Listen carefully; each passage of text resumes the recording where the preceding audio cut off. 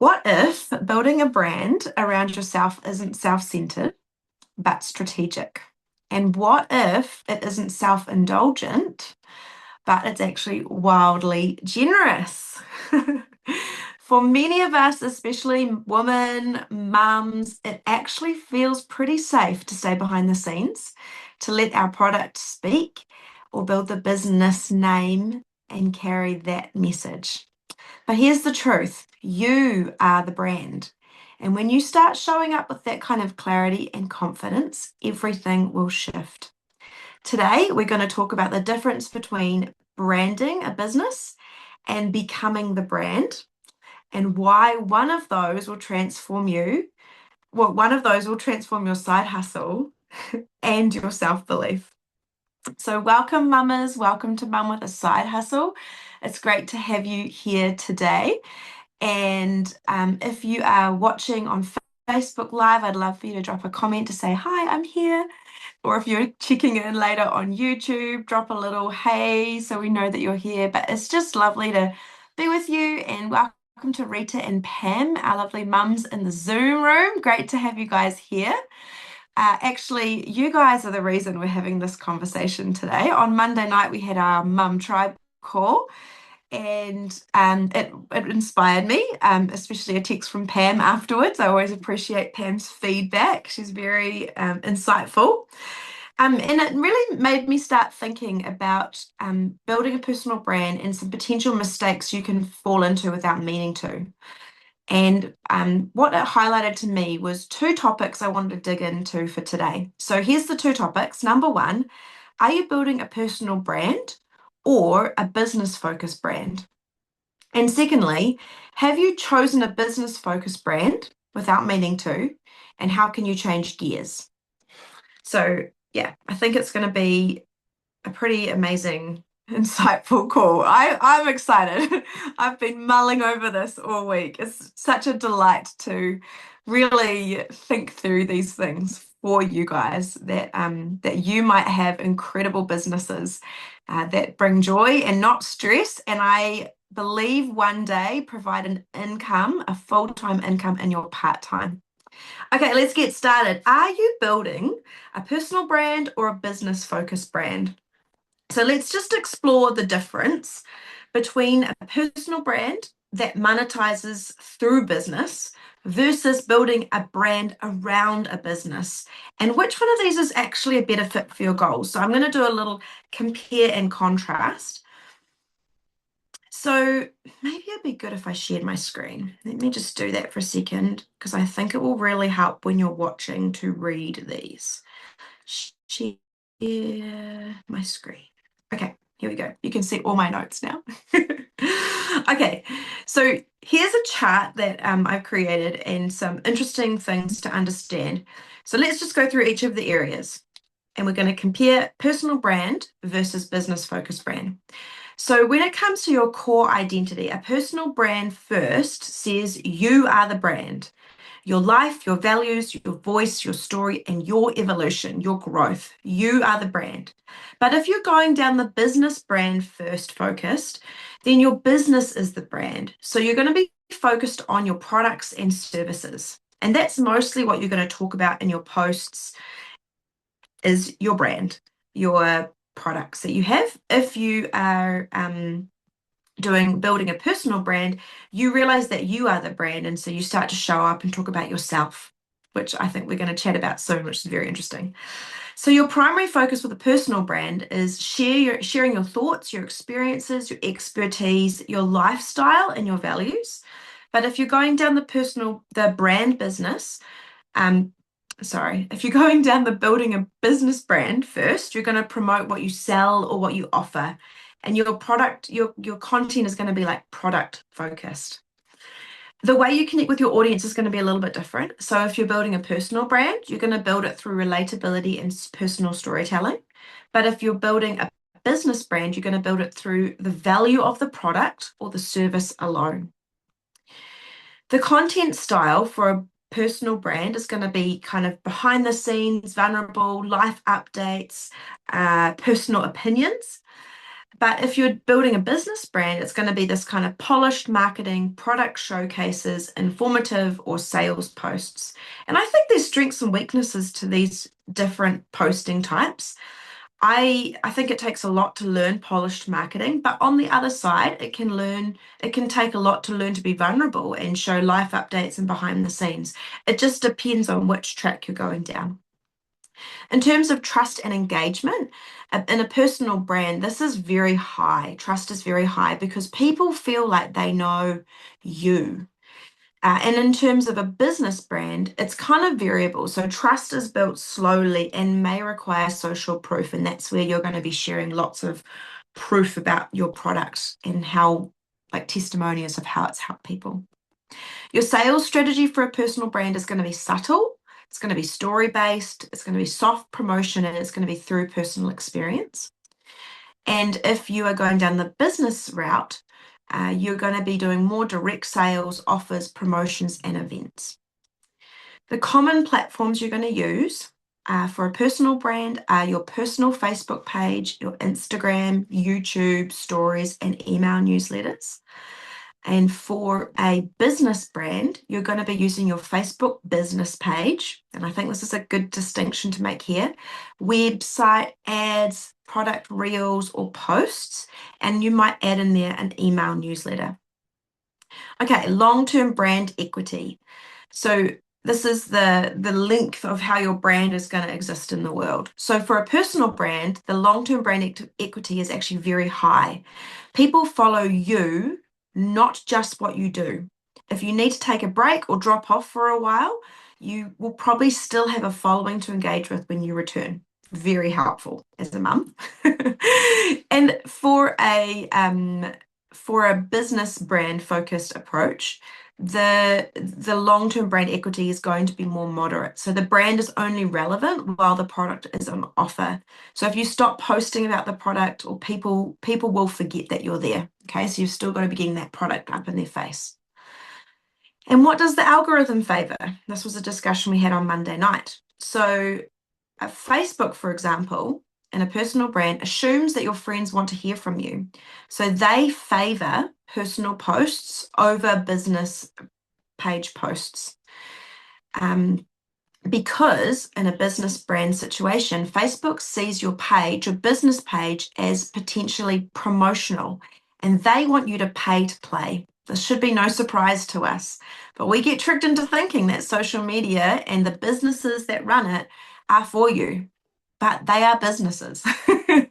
And so they are not for you necessarily. So yeah, your page posts only reach about 2 to 5% of the followers unless they engage consistently. And I had a little bit of information I wanted to share, if it was relevant, about that. So let me just stop my screen share and we'll just pause there for a second. And if, while I set up the next thing, if Pam or Rita had anything they wanted to share about that, they can jump in. Just maybe say if there's any insights that kind of confirm anything that you already know, or you're surprised by. Yeah, if anyone wanted to add anything there, this is a great moment to do that.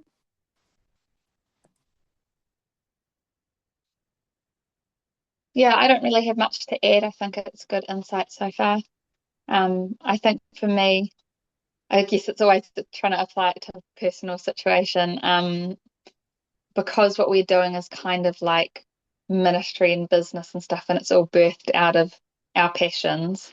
It feels quite natural to be able to share a lot of who we are and what we talk about day to day in our home on Yeah. our business page because it's Yeah. so intertwined. So it's going to be interesting as we explore that space and work with the two accounts to Mhm. see which one we feel is actually more effective in the longer term. But I have a feeling it probably will be the personal one. But Yeah. yeah, I don't like through putting the last lot of stuff we were doing out through my personal page, I didn't make any sales. So that's also Mhm. interesting because like people are like, oh, that's so nice that you're running that nice course. You know, like it's kind of like, yeah, okay, They were like the guys are wrong like people. just doing it, you're not really considering yourself as a potential customer. Yeah, yeah, and I've had that too. But when I look at this, Pam, I think about the power of a personal brand to have multiple things underneath it. And in a way, like that kind of fits for you guys having different, like you've got Yeah.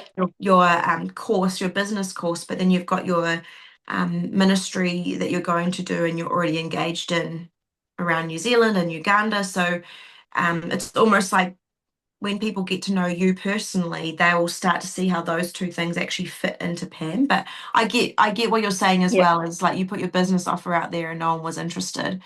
And it'd be like me Mhm. creating a build a brand in a year course and putting it on my main Facebook page. It might not be the right Yeah. place for it. But I Yeah. guess that's where our networks come in, isn't it?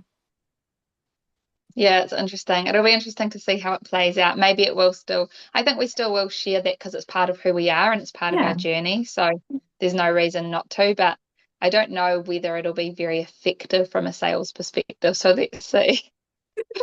Cool. So my side note here, I just wanted to bring up because we did discuss this on Monday night, was we were trying to figure out what happens when you share a business page post to your personal profile. Okay, a few of us have tried that. So this is what I've learned. So the pros of this is it increases the chance of your warm audience, your family or friends seeing it. It can give your business page more visibility indirectly, and it can bridge between who you are and what you do. That was really relevant for what we are just talking about.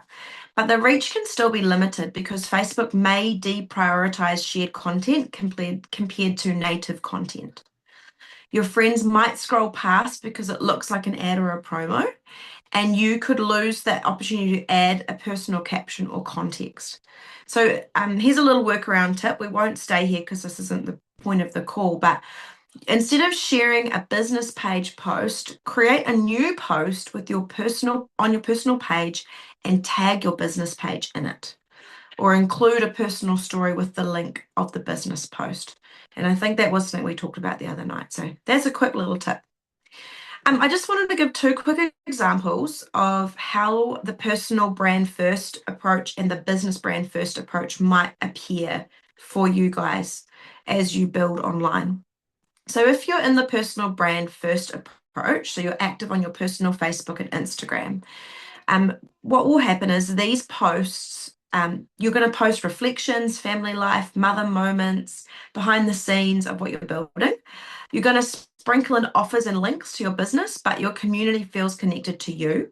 And when you pivot or launch something new or go quiet for a while, people are going to stick around because it's personal. So the result of putting your personal brand first is that over time you're going to build trust and people buy because they know you. Sales feel natural. And I'm curious, Pam, as you build your personal brand, who else you might start to attract? Like right now, it's family and friends and people you've already been connected with. But once you get really clear on your personal brand and start posting consistently and open that space up, it'll be, I believe, really exciting to see who else you start to attract, especially if you've talked about creating your LinkedIn profile. I was listening yesterday to Daniel Priestley, and he was talking about how we need to be across 4 different social media platforms and have like this large number of hours of content for people to consume. But you don't actually have to be active on all those platforms. You just need to have a presence on it and then link it back to maybe the one that you're going to be active on. So I'm excited to see who else you're going to attract, Pam. In 12 months' time, your Facebook or your following, wherever you're at, might be quite different. Okay, let's quickly go into if you're going to do a brand first approach. So this is how it would look. So this is where you're going to post only on your business pages. Okay. So you're going to show up professionally, consistently, but your content could end up feeling impersonal. Okay. The audience may not get to know you, even if your face is on it. They've got to actually know you because you're not necessarily sharing your story. And your engagement could be a little bit harder to build without your face, your voice, or your consistent presence. So you might attract buyers, but they're going to have to work a lot harder to get to know you, and it might be harder to get them to notice you, like it might be harder for you to be noticeable, stay visible, and convert to sales. So, what's the best strategy? It really depends on the long game. If your goal is to grow a loyal community, be known for your story or message, and have flexibility in what you offer long term, then you want to build a personal brand, even if it wraps around one business. It gives you more traction, trust, and adaptability. But if your brand isn't you, like a product-based business or something you want to sell, then building a brand around your business may make more sense. But even then, the people behind it still really, really matter. Okay.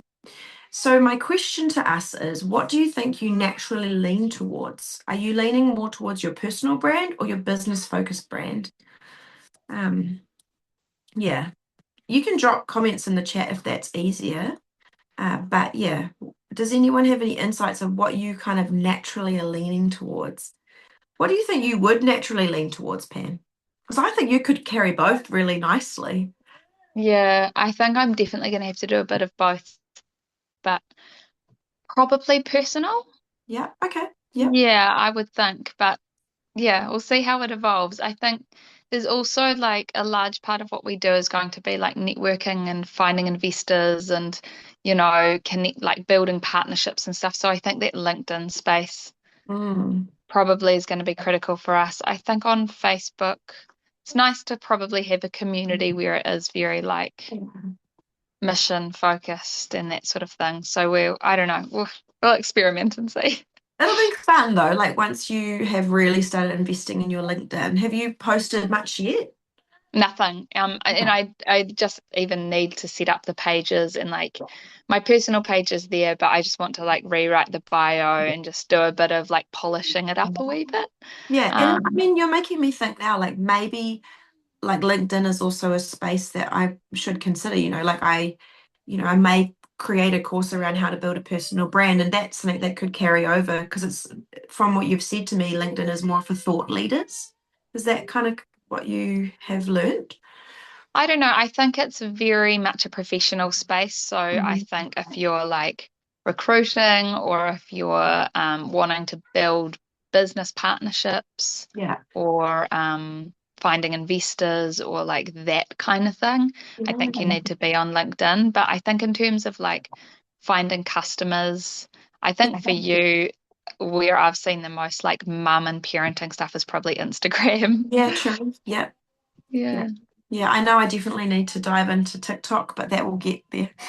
I have a TikTok and I actually have quite a few views on the videos that I did, but I haven't really been consistent. I haven't posted anything in a very long I time. wonder how much of our generation is in TikTok as well. Like, I'm sure lots of people have accounts, but I wonder how much they actually use it. I don't know. I Yeah, just feel like it's a good Instagram has such question. a warm, and I mean, it is obviously filled with all the things I follow, but it feels like such a mum community. Yeah. Yeah. Interesting. Okay, so we're gonna change gears now. So I want to chat about have you chosen a business focused brand? And if you have, and you've done it by accident, how to change gears. Okay. So all of the information about personal brand versus business brand led me to thinking, like for me, it's no-brainer. A personal brand is going to take longer and require more of me, but it has more leverage. And I think especially because I am still discovering my message personally, that I'm on a journey to discover my message. I know I want to talk to mums with a side hustle, but the whole process of having Zoom calls every week and showing up with a group has been teaching me what my core message is going to be.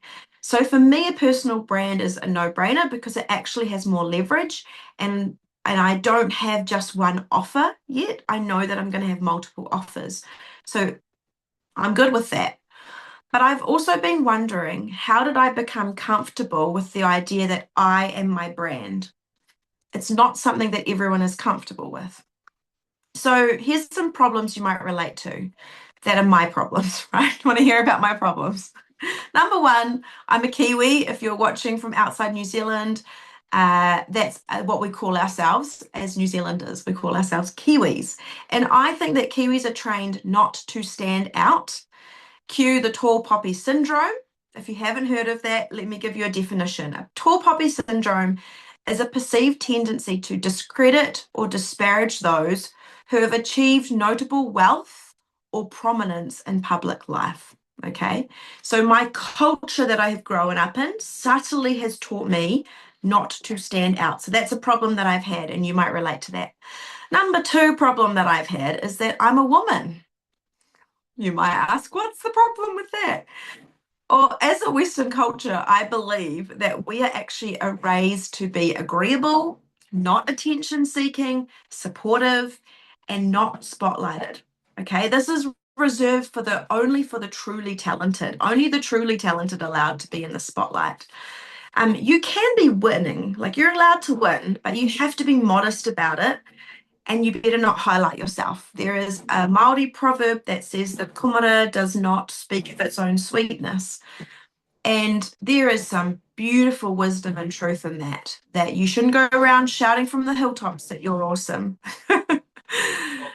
But um, some of the problem of this has led a lot of us to not even know what our own value is and not know how to discover it. So, when we ask a woman to share their story, be bold, stand for something, use your voice, you are valuable, it can actually feel emotionally unsafe. Like we're breaking some invisible contract. And we're often thinking, what will people think? Like it's a survival instinct. Be like, what will people think if I post this? Because we've been taught not to stand out. So that was a problem that I faced. And lastly, this problem here, women in leadership. Now, I have known since I was a child that I was called to be a leader. I was that girl who, even as a young girl, I saw it in my son last night. We went to our worship team practice to say farewell, and my son has a lot of energy, and he was running around the room, which was all right, until he started to recruit the other children to run around the room, jumping, screaming, laughing, dancing. And it wasn't bad, but it was becoming distracting. So I see some of myself in my son. I was that girl who stood out as a leader, as a gatherer. And I'm very, very aware because of that and how I was perceived and labeled, that women in leadership are highly criticized. So, and they're not just criticized about their leadership. Think about it this way, women in leadership are expected to be beautiful, smart, and great leaders. In contrast, I see men being generally critiqued for their leadership. There are definitely some world leaders out there who are not handsome, but they are allowed to be leaders.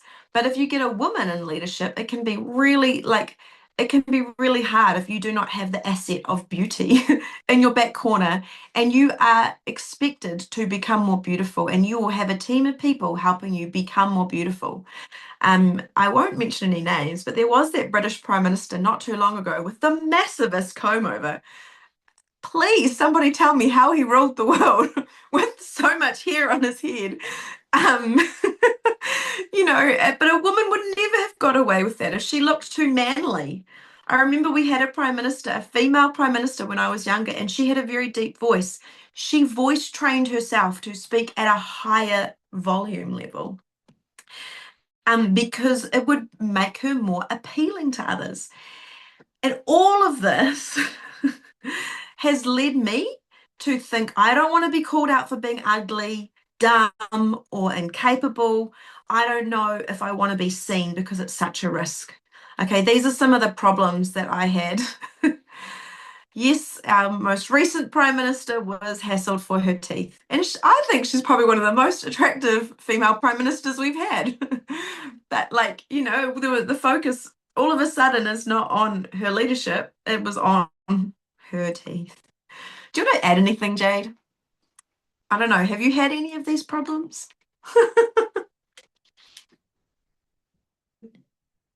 I was just thinking as you were mentioning them, but I don't think of them. Yeah, yeah, Yeah. absolutely. Yeah. Yeah. It's Why, nothing. why don't why Well, don't not at you like why don't not you think about in my them? at my time where I am Yeah, at the moment. yeah, Like I probably have had those thoughts like before, but yeah, I don't. Yeah. Yeah. yeah. And Yeah. I think it's actually evident in the way you show up as a personal brand, personally. Oh. I think that like you in a space where some people don't want to post about their network marketing business on their Mm. personal page, like you have even in the year that I've known you, I think it's been about a year now or a bit more, like you have shown up and created a story about yourself. I think that yeah, that has unapologetically led with yourself and your brand and your Mm, product. And I think that's really cool. Such a great example. yeah. Yeah. See, a couple of years ago, it would never have been like that. Yeah. What changed? I don't know. I think I learned more being on the online space. I never had any negative feedback. Like, like as you were saying, like appearance wise, or like, look at I show up like this on on my stories. And I like a few years ago I actually took, because you know how filters were like a thing. Yeah. Yeah, well, I took the filter off and I was just like, do you know, if people saw me in real life, I don't look like that. And I Yeah. would hate for them to see me on the street and be like, oh, she looks like that. So I really wanted to be me and to show up Yeah. as me and what I look like every day. Yeah. Yeah, yeah. So I think that just came over time, showing up and being like, and then also because I didn't want my children to use filters and I wanted to be an example for them to just be them. They Yeah, didn't that's need so to, cool. yeah. Yeah. Yeah. And Rita, you had a good little point there for a second, like in traditional churches, like women are not um in some traditional churches, women are not allowed to lead. In fact, that's the space I came from, was like feeling very strange because I knew I was called to lead things. And then I was surrounded by this church environment that's meant to be a family. And it was like, oh, you can't actually be who you are here. You can be who you are outside of the church building, but not inside the church building. And I think that definitely played a role. I'm just going to jump into the chat because I can see some great little comments there. Um, Pam says, not getting paid at the same rate as my less competent, less experienced male colleagues in the same position. Also having to work a lot harder to be taken seriously. Yeah. Yes. Anyway, that is some problems I've had. Would you like to know how I've changed gear? Because I think some of this might be useful for you. So how have I changed gear to this idea that I fully embrace now, and I didn't realize it till Monday night's chat, that I am the brand and I'm very comfortable with that. So here's my journey. The first part of my journey, big part of my journey, was learning about my personal worth, strength, and purpose and helping others do the same. So I actually started leading a course in my early 20s called Shine. And it was in high schools, and then later on with women, and then later on we did a boys program. It was called Shine, and it focused on your personal worth, strength, and purpose. And so the key for me in growing was one, presenting it to others, and then also recruiting others to lead it with me. So I positioned myself as an authority on this topic of I have personal worth, I have personal strength, and I have personal purpose. Like I have vision for my life. I'm a person that matters, that counts. And I trained others to do this as well. And I think personal branding, I want to talk about this another week, but one thing that I've sort of discovered is kind of like three levels that you can go through. You start with business brand focusedness. You move to personal brand focusedness, but you can also move to this position that's been titled a key person of influence. And at the level of key person of influence, you take all the knowledge that you've learned through your business brand focus, your personal brand focus, and you actually start to lead others. And so without knowing it, I learned the lesson of my own worthiness through leading others to do the same thing. Okay. So that was kind of a very important part of my story, how I changed gears. This has been going on for years, right? The changes in my life have taken years to come about. And the second time I have a really clear memory because I was putting my girl to sleep and I was thinking about this call, and this memory came back to mind. I've discovered that who I am changes where I go and who I am with. Who I am, who Alicia is, when she shows up somewhere, she brings change to that environment. And how I learned this was, I think over time I've been realizing that there are different atmospheres in the world, different ways places feel. but that I myself carry what you might call an atmosphere or a presence. And when I go somewhere, that presence is part of me. And as I become aware of it, my presence changes the atmosphere in a place that I am in. And the example that came to my mind was when I traveled the year before my husband and I met, I went to a cathedral in Finland. And I walked in, and there was this massive mural on the big wall as you walk in, and it was a mural of depicting the lost who were in a burning hell and the saved who were with Jesus. And I hated it. I hated the way that the story of Jesus was depicted as this great separation and this way that you couldn't get to him. And the atmosphere in that cathedral, while it was beautiful, physically beautiful, was completely oppressive because the whole ethos of the place resounded with this exclusivity and and perfectionism that you need to somehow be something and be lucky enough for God to bridge the gap for you. And and so I stood there feeling yuck. And then all of a sudden I remembered that I bring this presence with me when I go somewhere. And it's like the weight of the place peeled off me. And I was like, I'm changing the atmosphere because I know that that story is incomplete and totally incorrect. And I know that every single person is treasured and loved by God, and He will do whatever it takes for you to become one with Him. And so that picture does not depict that, but the reality that I live in does depict that. And so as I walked around that building, I became more peaceful and came into a place of knowing the value that I brought. And that moment hasn't changed for me. Like now I know when I go somewhere that I bring something really important and that I'm a person of value in the places that I go. So that was another really important touch point along my journey. Okay, another thing that I learned along the way was that I realized that I've been holding highly the opinions of the wrong people. There was this phrase that I learned along the way that the opinion that you really want to be listening to is the person who has the thing that you want, the life that you want. And for years, I have weighed all opinions mostly the same, not realizing that I've taken them on, excuse me, and I've actually carried them with me. And this goes back to that whole thing I talked about feedback last week.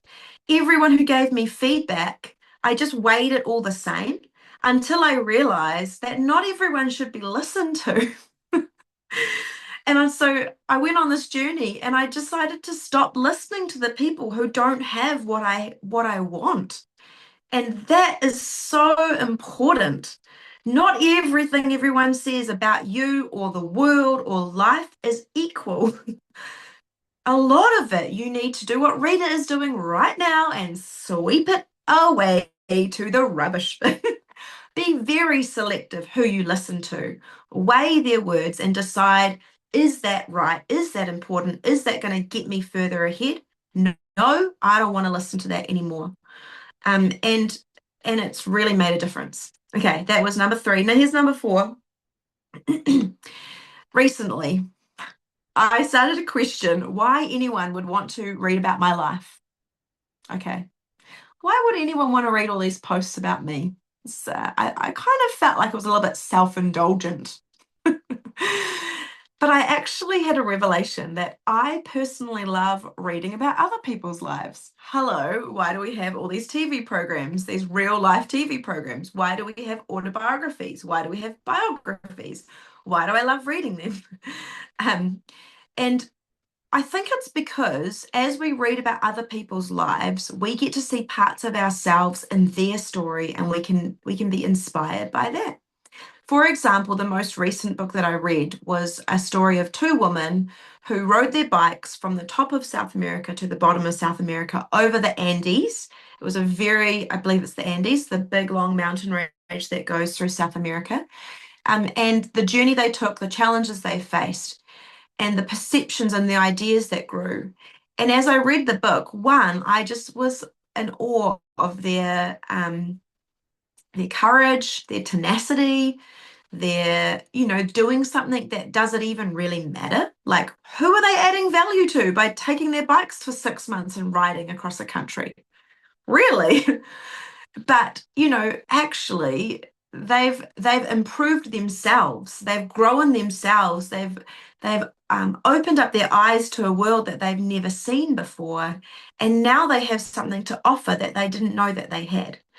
And as I write the stories of my life, it's not about me being all about me. It's actually about me offering to other people something that is relatable and something that can inspire and lead them somewhere. And I wouldn't have come to that conclusion if I didn't, all the way back at the beginning, start to believe in my own personal worth, strength, and purpose. If I didn't start to discover that I have something to offer wherever I go. If I didn't stop listening to the critiques of people who have no need to critique my life or no wisdom for my life and what they say. And so I think it's really important, like, that you discovered that your story doesn't, sharing your story as a personal brand doesn't make you self-focused. It makes you relatable, makes you trustworthy, and it gives people hope for their own journey. You've got something so valuable to offer people. So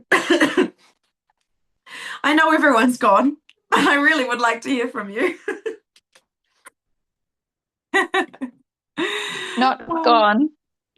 Pam, talk to us. I don't have a good question here, but is anything We're lighting up gone. for you? Probably feels like they're gone when the video's off. It's just I'm like busy doing stuff around the house, and I'm like, I'll look really distracting if I keep my video on. Well, I love everything you just shared.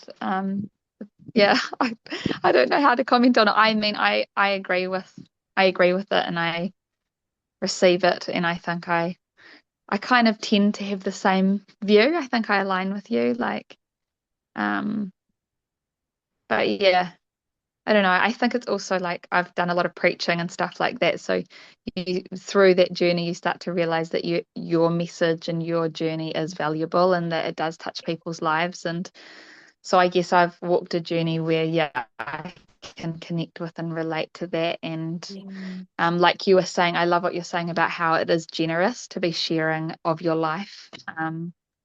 For others to actually read about and see that. And that's how I feel about it, because I know that it does inspire people and challenge them and, encourage them to change. And it's actually a form of discipleship. yeah, that's And for me, true. when I think about why do I want to publish stuff online, it's like actually my main goal is discipleship. And Yeah, that means, I have to be a leader in the first place. I have to be walking a journey that sets a standard for others to follow, that gives them something to aspire to, that is inspiring, and so I have purpose my life to, be someone that others can look at as a leader and as an example. And it doesn't mean I do it well in every different way, but I know that God has given me some things that through that journey and through, taking on that mandate to actually publish and inspire others with. So yeah, that's the kind of the opportunity I see in the way I approach it. So kind of somewhat relates to what you've been yeah. sharing.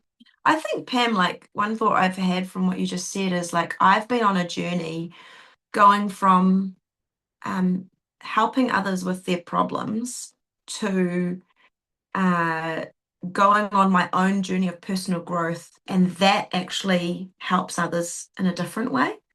Like, it inspires them and it gives them steps to growth. And so for, like, the first part of my life and my career, like, I was a counselor, worked as a youth worker, run these programs. Like, a lot of what I did was more about them. But as I've shifted in the last year, 2 years, to me, now my output is actually even greater.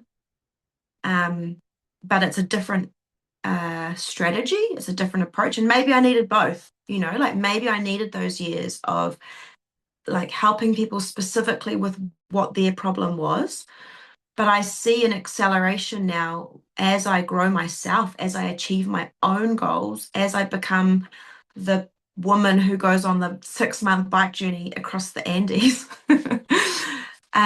I've got a lot more to offer people. And I kind of wish I'd been able to say that to myself at 21. Like, don't be so worried about helping all the people who have got like broken legs and they're like messed up and, like just like become a better version of you. Go on adventures, try new things, and help people along the way. But yeah, I'm curious to know if we took that approach in life, how we might end up. I don't know. Both could be good. I think you probably have like naturally a high level of empathy, like as one of your core strengths. So Yes, that's I do. probably why you were drawn to do that. So I think that's also both of them are equally valid because, Mhm. that's an expression of who you are and some of the strengths that, like I was probably too self-focused, that season of life. But that's just the uniqueness of like the strengths that God's given us Yeah. are so different. Yeah, Yeah. absolutely. Oh, well, thank you, mamas. I hope that this conversation has been useful and enlightening. And I do have a little challenge for us today. As always, I want to invite you to rise. So here's my challenge for you this week. Don't just show up for your business, show up for you. Who you are and the true gold of what you can bring the world can be uncovered if you're willing to dig for it and if you're willing to work for it. Take time to consider, should I build a personal brand or a business focused brand? So really take time to reassess, maybe go through this call or that chart that I had and I can send it out to people. In fact, I'll pop it in the Google Drive, which you all have access to if you're on the email list, and really look at it and go, which approach have I been following? And I challenge you to choose the path of most potential growth. Don't just choose the path that fits for your season, choose the path for most potential growth. Okay. And if it's on social media or not, I want to encourage you to let people see you, the real you, the imperfect you, the you going on a journey of growth, and the you that was created to bless the world in a big way. So, yeah, I'll sign off there. Bless you guys. Lovely to see you this week. And next week, I'll be doing this call from Auckland. We'll be gone. Yeah, so I'll Wow, keep you just like updated. that.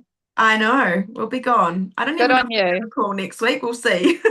We're moving to Auckland on Wednesday, so we'll see if Thursday happens or not. Yeah, yeah. Take it easy, no pressure. Thank you. Okay, love you guys. Bless you. Bye. Bye.